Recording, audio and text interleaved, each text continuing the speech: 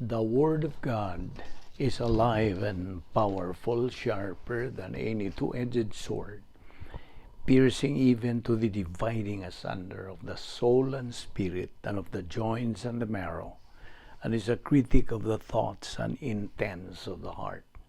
All Scripture is God-breathed, and is profitable for doctrine, for reproof, for correction, for instruction in righteousness, that the man of God might be mature, thoroughly equipped unto all good works.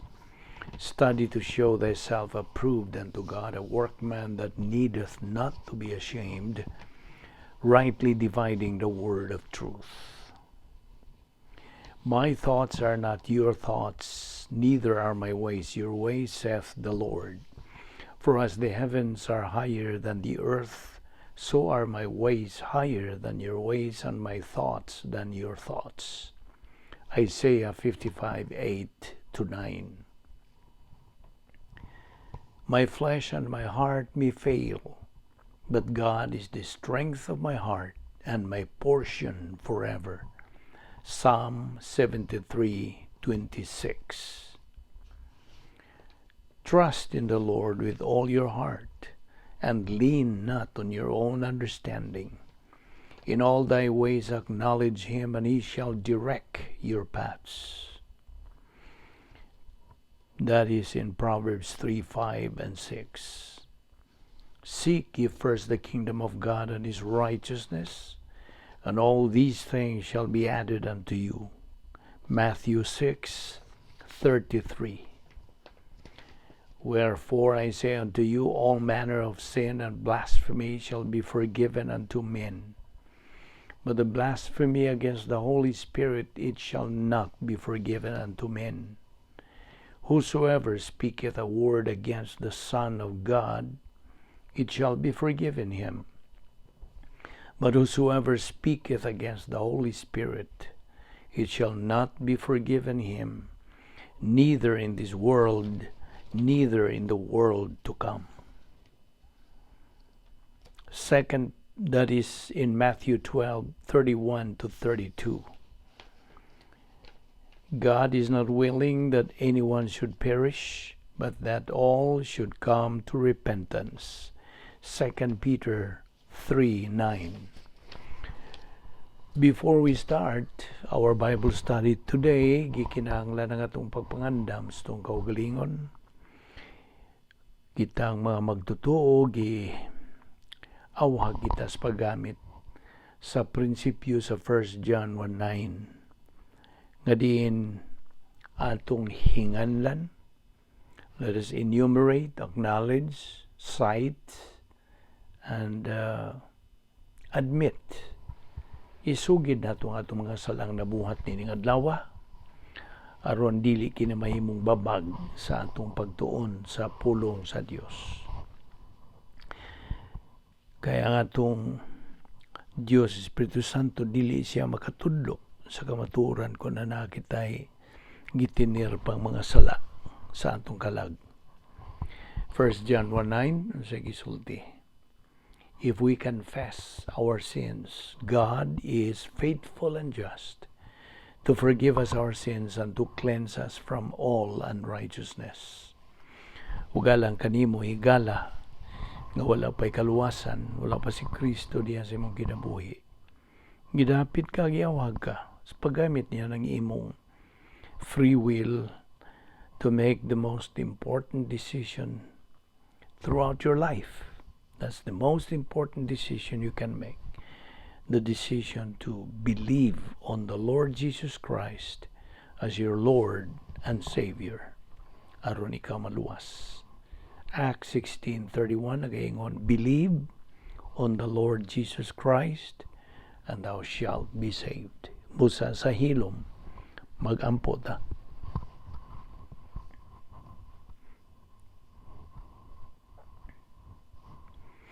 Balaan na mo nga Diyos, nagapasalamat kami kanimo unas tanan sa imong pagdala ka namo na usab ning dapita aron kami makapadayon sa among spiritual momentum pagtuon sa imong pulong. Salamat nga imo pa kami gipabuhi ang tuning gayuna. Kini gumikan lamang sa imong kaluoy, sa imong gugma, sa imong kortesiya, o sa imong grasya. Dili kami takos gani nga mabuhi pa. Pangumikan sa imong pagkamatinumanon sa imong mga saad, nagalihok pa ang imong plano sa among tagsa-tagsa kinabuhi. Uban ni kami, O Diyos, sa among pagpadayon sa pagtuon sa imong pulong ning adlaw. Salamat ni among Bible study through the YouTube ubo sa Vic Balbido Evangelistic Ministry. Kining tanan among ipasalamatan sa ngalan ni Ginoong Hesukristo. Amen. Well, may adlaw kaninyong tanan, mga higala, mga subscribers, fellow believers, kaninyong mga bag-o pa nga misuway sa paminaw ni atong adlaw-adlawng pagtuon sa pulong sa Dios. This is a daily Bible study nato og maingon ta nga series ni atong pagtuon, although ang atong method of studying God's Word is the inculcation method. Pag-silsil gayud sa mga doktrina, mga pagtulunan sa Biblia. Kung maghisgot ang doktrina, kini mga pagtulunan, mga kamatuoran sa Dios nga atong gitunan. Busa, karon magpadayon kita sa hisgot, pagtuon, bahin ining atong pagtulunan nga giuluhan o practicing our Christianity, ang atong pagbansay o pag-execute sa atong magtotoo. Ug ato naman gyud nga patinaw kanimo nga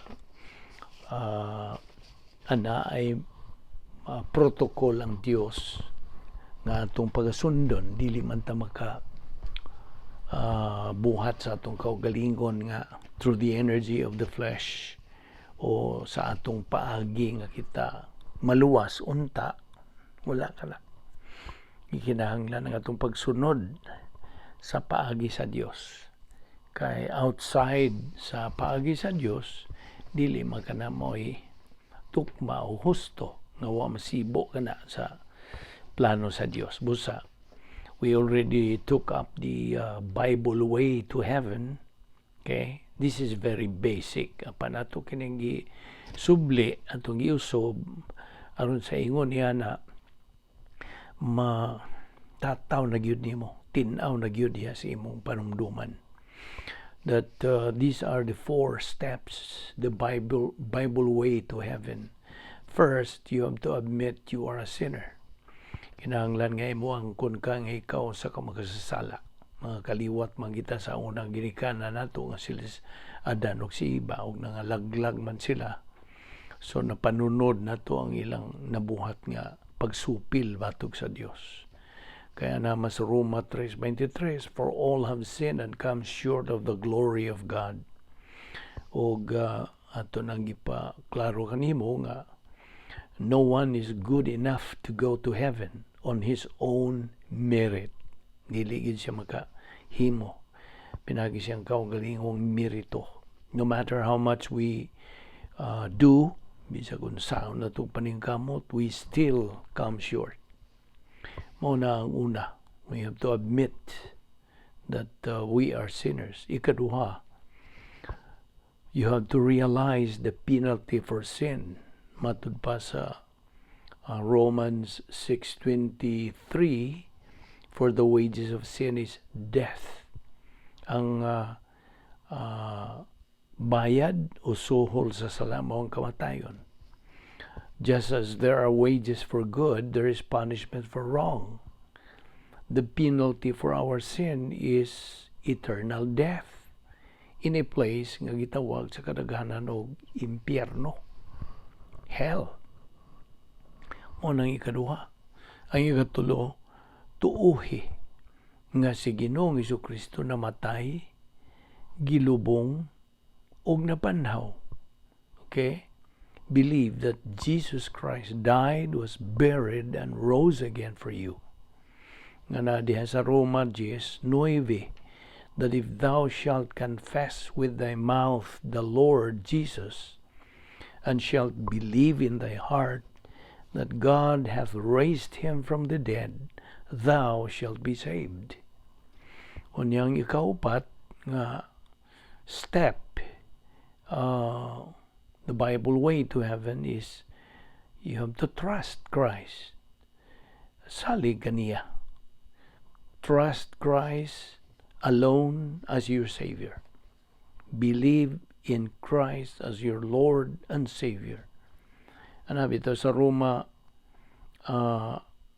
nga ikaduhang bahin niya ng Roma 6:23, nga ang gasa sa Dios mao ang kinabuhing dayon pinagi kang Ginoong Hesukristo nga atong Dios. Romans 6:23, Romans 10:13 again unusab, for whosoever shall call upon the name of the Lord shall be saved. Og di man nato nga kinabuhing dayon gasa kini nga kanang gilukat o gipalit pinagi sa dugo ni Jesus and offered freely to those who call upon him by faith, pinagi sa pagtuo nga bisag si kinsa nga mutuo kang Ginoong Hesukristo will be saved forever. Ug ang pagkaluwas, being saved, is a one-time event. So these are the things we have to be clear on our mind. Og karon kay mga magtutuo naman kita, gikinahanglan ang atong pagsunod sa ikaduha nga hugna sa plano sa Dios nga mao ang believer in time. Kita mga magtutuo naman din hini ning panahon. Okay, og ana kita tahas nga pagasundon agi og kanang tamod pagsunod sa mando sa Dios. Grow in grace and in the knowledge of our Lord and Savior Jesus Christ. Patubuon ang atong kalag. How? O ikaw na ibaw na. Kamong dugay-dugay nang nagsunod ni atong daily Bible study. Nga this is only accomplished by studying God's Word on a daily basis. Not weekly, not monthly, not yearly, not when you feel like studying God's Word. No, every day. On a daily basis. Mao kining atong gibuhat pagtuon sa pulong sa Dios, balik-balik ang uban aron sa ingon niya na mudot gyud ug kanang magpabilin gyung mutapot sa atong panumduman, sa atong kalag in the right lobe of the mentality of our soul. O karon nga mga magtutuo naman kita, nagasunod kita sa mando sa Dios. O ana ay mga lakang to make our Bible study worthwhile. Nga mapuslanon, mabungahon, o sumala kini sa plano sa Dios. Ang una gyud ini nga magbaton kita sa pagkamapaubsanon. Have humility. Kaduha, let us have that open mind, bukas ang atong pangunahuna. Dili sirado. Kaya kung sirado, ang Espiritu Santo ang magtudlo sa kamaturan, dili siya makatudlo. You see? So, let us maintain that open mind. Onya, ang sunod nga lakang, we have to concentrate on the message, not on the messenger. Dili importante ang mensahero, kundi ang mensahe. Mao kana ang tema sa lantugi kung ato kanang isgutan manggaling. And then, ang sunod nga lakang, ibilin gyud. Ibilin ang tanang mga tawhanon, mga kalibutan ng mga pangunahuna, mga suliran, mga gumunhap, mga pagsulay. Ibilin ka ng tanan dito sa gawas. Leave them outside. Nga kung kita magasunod ni ining mga lakang, then God the Holy Spirit is going to take control sa atong panghunahuna. Okay? So, mo na kini. Padayon ta sa atong gibiyaan kagahapon nga. Okay, prinsipyo. Magsugod magyud kita sa prinsipyo.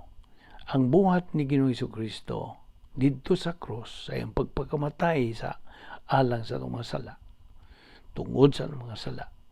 Ang iyang buhat didto sa cross sa kaluwasan hingpit ug permanente. It is perfect and permanent. Now, gawas nga imong manlalaban si Ginoong Jesucristo, nag-isgot man tanini kagahapon, no? Nga siya ang manlalaban nato. He is the defense attorney.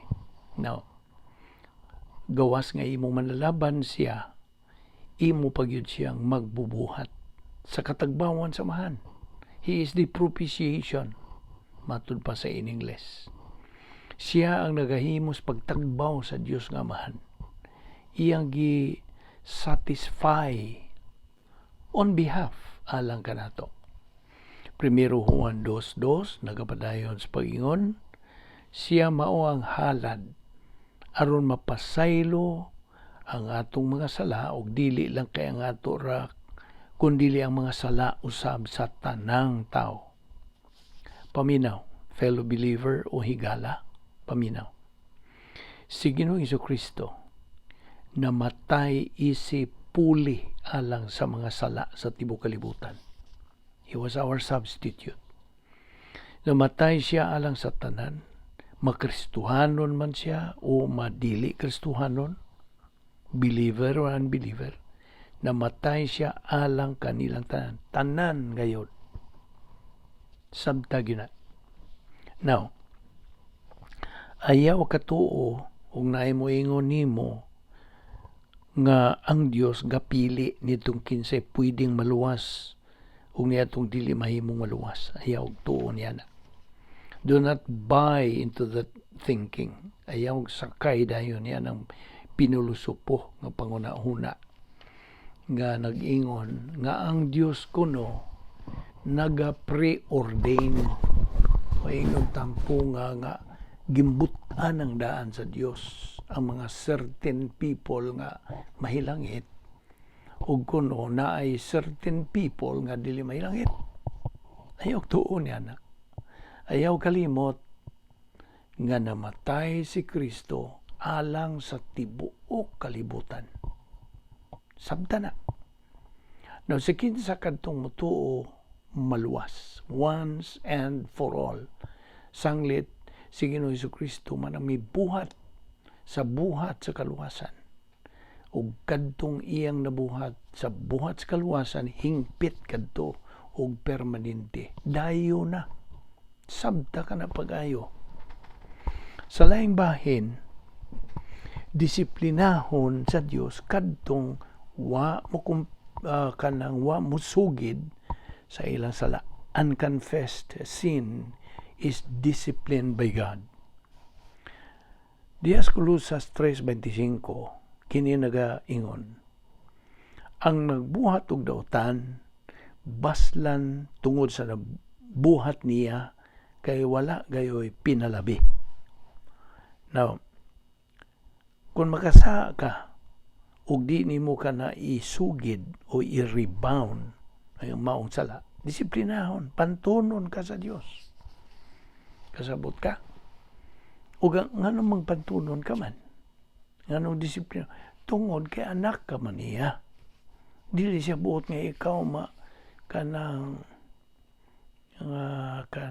mawiward nga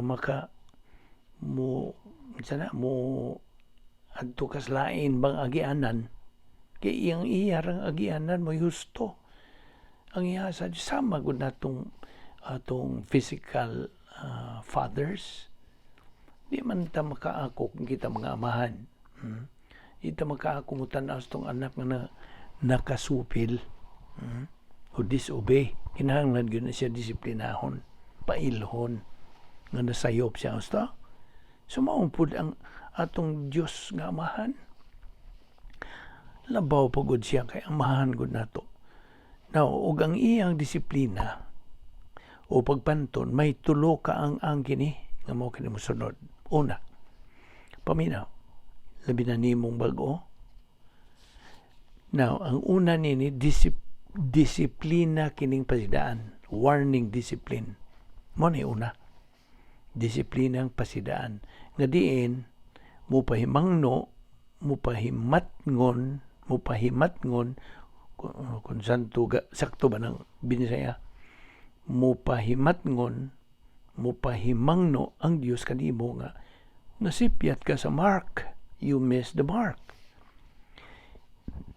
By the way, ang pasabot sa miss the mark, mao kini. O by the way, literal kining paghubad sa Grigong pulong bahin sa sala. Kung kita makasala, masipyat kita sa giingong bullseye. Gusto? Mahuog kita ngadto sa gawa sa kabubuton sa Dios sa atong kinabuhi. You see? Now, mo kadtong unang angang sa pagdisiplina kanatong mga magtotoo nga pasidaan nga pagdisiplina, warning discipline. Murabag mutuktok ang Dios, anak balik na naman kas gawas. Okay. Ang ikaduhang angang mo ang nagkasamot kabugat nga disiplina. In English pa, intensive discipline. Diin mo dugang ang Diyos og dugang pag-antos nimo. Tungod kay, wa man nimo panumbalinga. You have not responded sa unang ang disiplina nga pasida ang disiplina. So magkabugat ang imong kanang disiplina. Nakaron, adto ta si ikatulo. Ang ikatulong ang sa disiplina mao ang disiplina nga kamatayon. Dying discipline ni sa in English pa. Diin tangtangon na lang sa Dios ang mapatuyangon ug unod nun terminally karnal nga Kristohanon. Karnal naman siya. Unya mahog naman siya sa pagka-reversionista. Matod pa sa ka doctrinal nga pastor nga ang iyang gigamit nga pulong laksiun na lang sa Dios ang kinabuhi sa maong wa na lang magtagan nga magtotoo sa iyang pagkakristohanon. Nagpatuyang naman siya sa iyang pagkamakasasala, pagpakasala. Nagpadayon naman lang siya sa paglakaw sa kangit-ngit ug nagpadayon sa pagdumili sa pagkaamgo sa disiplina sa Dios. Pinagi untas pag sugid niadto sa iyang mga sala o pag-rebound. Kinituod nga ang sa pagdisiplina sa Dios nga gikanlan og dying discipline sa English. Gitawag sa popular nga term sin unto death. Kamo mga doctrinal nga mga Kristohanon nakasabot kamo unsa ning bot pasabot sin unto death kini. Now, maayong pagkaulagway ni Apostol Pablo ang prinsipyo sa disiplinang kamatayon, dying discipline. Sa iyang pagpadayag sa sin unto death sa usa ka Kristohano dito sa Korinto sa iyang pag-ingon og nanas 1 Korinto 5:5 nag-ingon kini, itugyan kining tawhana kang Satanas aron laglago ng iyang lawas ug ang iyang espiritu maluwas unya sa pagbalik sa Ginoo. Now, kinigong nasoing Kristohanon nga gisgutan nato dinhi, nagkinabuhi kini siya sa iyang way puwas nga pagkakarnal, terminal carnality. Tinugutan niya ang iyang kinay makasasala, old sin nature, sa pagpuno siyang kalag ug sa pagduma niini sa iyang unod, sa iyang lawas ba. Nagpakasa kini siya, pakasala, hala pagpakasala sa way hunong, way puwas. Ug ang grabe pa, kay wala kini siya pag sugid o pag-rebound. Wala. Kalimtan na niya. Kalimtan niya ang grasya sa Dios nga pagpasiguli unta. Mao na tinuod nga luwas pa kini siya, of course. Kay gabarog man ta sa prinsipyos pulong sa Dios nga once saved, always saved. So luwas kini siya tungod kay hintuo naman kini siya ni Kristo ingon nga iyang manluluwas apan perpetually nahigawas kini siya sa pakigambitay sa Dios out of fellowship with God. Kasabot ka? O paminaw, tungod kay nahigawas raman kini siya sa pakigambitay sa Dios, dili kini siya magamit sa Dios. He is useless. He is of no use. Matod pa diya sa Salmo 66:18, kung gitipigan ko pa ang akong mga sala, dili unta mamati ganako ang Ginoo. Usab diya sa Proverbio 15:10, kini nagkanayon, kung magbuhat kag dautan, silutan o mamatay ka kung dili ka mo dawat og pagbadlong. Klaro kayo na, di ba? Kaya bigod nimo, dili makatugot ang Dios niadtong nagmagahi, nagmatiga o nagpadayon gyud sa pagka masupilon nga sakop sa iyang panimalay. Now, kung magdumili gyud ka sa pagkat-on sa kastigo sa Dios, ug di gyud kang muangkon ngadto kaniya nga dautan kanang imong gibuhat na wanay lang mahimo ang Dios, gawas na lang sa pagpahamtang kanimong sala nga makamatay, sin unto death. Nagkasabot ka? Magklaruhay tayo ni. Let us be clear on this, fellow believer. Tungod kay wa man lagi mahimo ang Dios kung gahi na gyud mo, tiga na gyud ang imong buot sa paglunang sa sala. Ang Dios is going to administer diha kanimo sa sin unto death. Paminaw, sanglit sakop ka naman sa iyang panimalay. You're a member of the royal family of God. Inig kamatay nimo, wando ka hinoon sa langit, ug muuban ka na sa Dios dito. Okay? Hinaot na sabtan nimo sa tinaw tataw kini. Mao kini doktrina. Well, sa laing bahin, talking about divine discipline, kinahanglan dili kita mo react, di kita mo sinta sa pagpanton sa Dios kanato. Ang atong gikinahanglan mao ang pag-respond, kanang tubag. You see? Diferensya ra ba ang pag-react kaysa pag-respond? Gusto? Abi nimo, mupanton ang Dios nimo tungod kay iya kang gihigugma. Sabtag na. Because He loves you.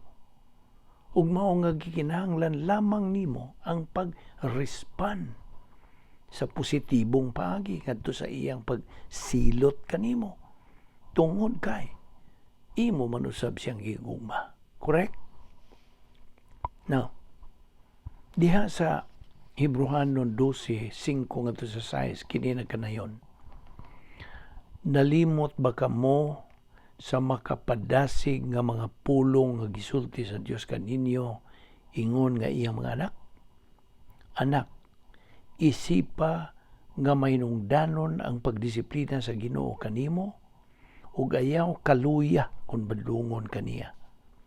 Kay disiplinahon sa Dios ang tanan nga iyang gihigugma ug kastiguhon ang tanan niyang anak nga iyang giila. Pagkaklaro, anak. Now, fellow believer, ikaw anak sa Dios. Gusto?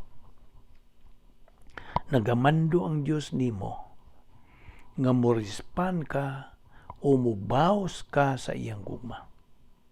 Ug dili nga mo-react o musuki o musinta ka ngadto sa mga kahimtangan sa imong pagantos. Kaya bigod nimo ang reaksyon. Dili ni maayo kini mo react ka ba? Kaya kini mo resulta o kayugot o bitterness sa Ingles. Nga sa atong nasayran, usa kini sa mga grabing matang sa tanang mga sala. Ibawa ka.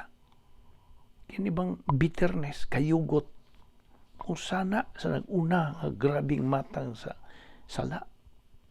Hinunua ang pag-respond, pagbaos, pagtubag, musangpot kini sa paghinulsol. Natanaw ang diferensya. Paghinulsol, pagsugid sa sala, o pag-rebound, nga mo'y pag-angkon, pag-admit. Na ikaw nakasala sa tubangan sa Diyos. 1 Juan 1:9. Tinood, ngang pagsuki o pag-react sa disiplina sa Diyos, matud pa in English, will get you into big trouble with God. Tinood yun. Tinood yun kaayo na. Ayaw kalimot nga imong amahan ang Diyos. Kasabot ka? Ayaw nagkalimti nga siya imong amahan ang Diyos.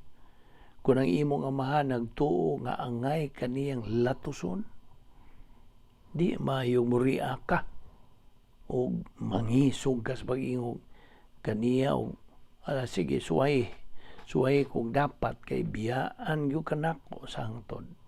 Ayaw lang yung kog disiplina. Now, kanang klasihang reaksyon ngadto sa pagpanton nga angay ipamtang deserve discipline. Mo resulta pa noon ka grabe-grabing suliran. That would get into deeper trouble. Kasabot ka. Ingon usab niya na katinuod ngadto sa Dios. Kung makasa ka o di ka mo sugid niya ng maungsa, di ka mo rebound, niya na, imong gibutang, paminaw, imong gibutang ang imong kaugalingon pahilayo sa Dios. Ug unya mo sugod ka na sa paglunang sa imong kaugalingon sa pagka-terminally carnal. Unod nun nga wa na hunong. Nga musangko na bagyo na kung sa reversionism. Mo hinungdan nga kinahanglan kang makakat-on gikan sa disiplina. Tuguti ka na siyang muganoy nimo ngadto sa pagpakigambitay sa Dios, pinagis pag sugid sa imong sala o rebound. Ayaw tuguti ka nang disiplinahan nimo gikan sa makiangayon nga Dios. God is fair. God is just. Ayaw tuguti. Nya nang kanang makiangayon nga Dios nga mopahilayo kanimo na noon gikan kaniya ngadto sa kasuko ug pagpakigbatok. Suko ka na sa Dios. Hoy. Now, laing prinsipyo. Ang pagka-arugante mo react ngadto sa pagpiit o pressure. Samtang ang pagkamapaubsanon, humility, mutubag, mo respond lang ngadto sa pagpiit. Prinsipyo na. Karon, ani ang ikaduhang palamdan sa kinabuhing espirituhanon. Aron imong mahigugma ang Dios, kinahanglan nga imong ilhon siya, right? Ilha siya. Be acquainted with Him. Ug aron ato siyang mailhan, aron makailata niya, namo na. Kinahanglan tas pagtuon sa pulo sa Dios adlaw-adlaw. Namo na. Inumdum ka pabasa paghulagway protocol nga plano sa Dios. Well, to review, ang protocol nga plano sa Dios nag-ingon ang usa ka butang, usa ka hustong butang kinahanglang buhaton sa hustong paagi. Ug ang hustong butang mao ang doktrina sa pulong sa Dios. Mao ang hustong butang. Ang hustong paagi unsa man? Mao ang pagtuon niini adlaw-adlaw. Listen. Pinaagi lamang sa adlaw-adlaw nga pagtuon sa pulong sa Dios nga atong makatunan ang mga espiritualong kahanas, spiritual skills, nga mo'y makapahimo nato sa paghigugma sa Dios o sa pagkinabuhi sa espiritualong kinabuhi. Ang kalibutan punog mga Biblia tinuod. labihag kadaghan sa mga Biblia karon nag kalat sa tibuok kalibutan karong panahon na. Tinuod na daghang mga tao ang nanag-iyag mga Biblia, gani na mga di Kristohanon nga nanag-iyag mga Biblia. Apan kini silang mga tawhana dili makasabot sa Biblia tungod kay wa man kini sila'y gahom sa Espiritu Santo nga mopatin-ahon ta kanila. Wala. Pareho ra gud ni sila sa kotse nga way gasolina. Unsaon na niya sa pagdagan. Kasabot ka? Now, diha si Hebrewanon 5:12 nagaingon kini. Dugay na unta kamong nahimo nga mga magtutudlo. Apan hangtod karon nagkinahanglan pa kamong mutudlo kaninyos unang mga leksyon may tungod sa mensahe sa Dios. Gahi na untang angay ninyong kanon. Apan hangtod karon nagkinahanglan gihapon kamong gatas. Nagisulti ni Pablo. Si Pablo nagasuwat ngadto sa mga Kristohanon nga taon-taon nang nangaluwas. It's been a long time. Di ay diferensya. Something was wrong. Kinahanglan na unta kini silang mga himong mga hingkod espirituanon, spiritual adults. Kaya nagsige naman ni sila tuon og mga inunta uswag na nga pagtulungan, advance ba mga doktrina pan nanginahanglan pa man diyan ni sila bibiron. Nagkasabot ka? Ano gud ning naingon man ning mga tawhana ini ano ibaw kang ano tungod kay nagpabalda man kini sila sa ilang pagtuon sa pulong sa Dios. Nang giduka ni sila sa Bible class nila, nagparok-parok. Daghan sila mga balibad nga mopalta sa ilang Bible study. Nagpada kini sila sa kalibutanong mga butang nga mo'y nakadani nila, inay mo dupot sila sa pagtuon sa pulong sa Dios. Wa ni sila makatuman sa plano sa Dios sa ilang kinabuhi. Sanglit, wa man ni sila makahibaho sa iyang plano. Unsaon man lagi magtutuo pagkaila sa plano sa Dios kundi siya magtuon sa pulong sa Dios. Anhara man niya makatuni ang plano sa Dios diha sa pulong sa Dios. Kasabot ka? Muan ni sila doktrina silang kalag nga mauuntay ilang magamit.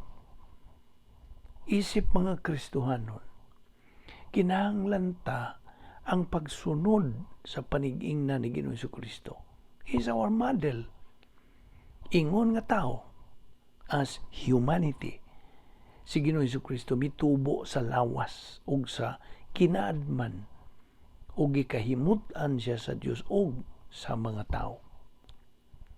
Nagyon sa pagtubo ni Kristo sa espirituhanong kaybaw, pinahagi sa masubayon ug adlaw-adlaw pagtuon ug pagkaton sa pulong sa iyang amahan. Nagpabilin siya sa pagkapuno sa Espiritu Santo ug iyang gigamit ang walo sa napulo ka paagis pagsulbad sa suliran. The 10 problem-solving devices alang manika nato. Apan alang kang Ginoong Jesucristo, 8 ra. Okay? Now, ninumdum ka giunsas pagtubag niya si Satanas sa matang higayon nga tintal siya nini. Iyang kutluon ang balang kasulatan. Scripture, often scripture after mo niyang ibuhat. Mukutlo siya. He was ready to quote the scripture. Balang kasulatan, scripture after scripture after scripture. Ang iyang mga tubag sa mga tentasyon nga gihimong Satanas kanunay yung magsugod sa samang pagi. Sumala sa naisulat sa balang kasulatan. Mao gina. That's how he starts. Mao to iyang pagsugod gyud. Now, ato ni padayon ugma ang kanang paghisgot pahin sa paagis pagkinabuhi sa kinabuhing Kristohanon o kining practicing our Christianity.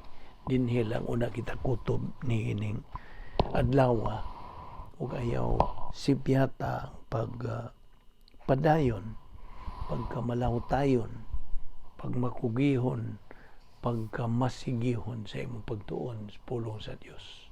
Magampo ta.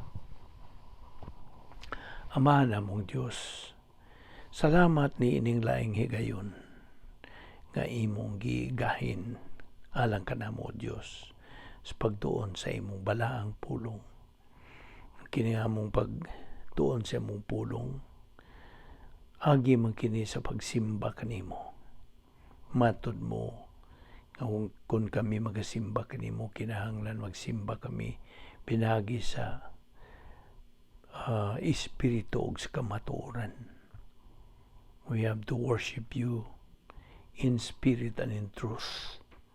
Salamat o Diyos sa imong pagpahinomdom kanamo niini.